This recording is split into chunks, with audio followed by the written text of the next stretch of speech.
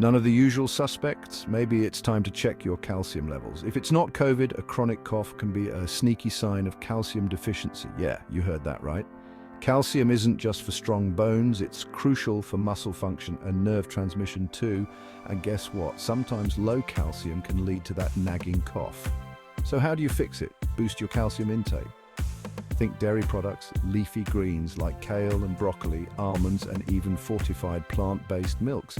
And hey, calcium supplements before bedtime might also do the trick. Just check with your healthcare pro first. Feeling better already? Make sure to hit that like button and subscribe for more tips to keep you in tip-top shape. Catch you next time.